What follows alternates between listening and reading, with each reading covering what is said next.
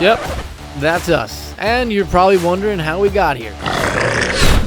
Two guys in a John boat, one grumpy 7-foot alligator. Oh, and Corey can't exactly swim.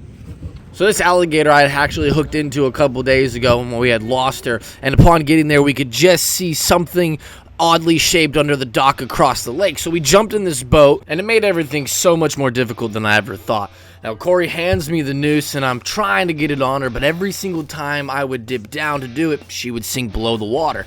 So I handed it back to Corey, and I'm able to pull her up, and hopefully he can get this noose around her. Here we go.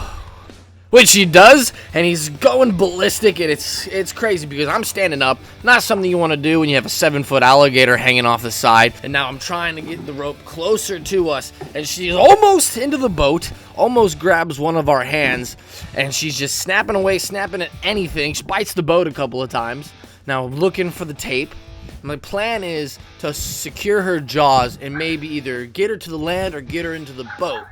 That proved futile, so she was not slowing down at all for us to get any type of tape or rope around her mouth. So I'm like, Corey, let's just get to the bank as quick as we can.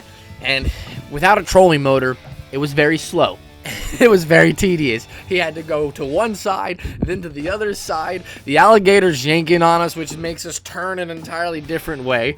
And poor Corey, I'm probably barking at him, and he's going as quick as he possibly can while this alligator is just spinning in knots, round and round and round and round.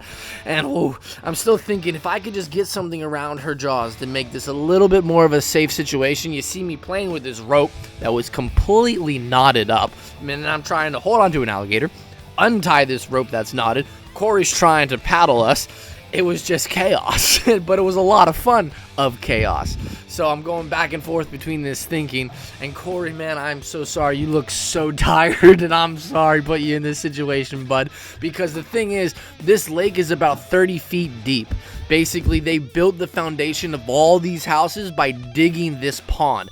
Corey is from Connecticut, and he never really learned to swim. So if we flip this boat, or Corey goes into the water, and I lose the alligator, Corey and the alligator are quite literally sinking to the bottom of this lake. And that is something that neither of us want at all. And now we are so close to the bank. We're literally 15, maybe 20 feet away. We're closing the gap ever so gingerly.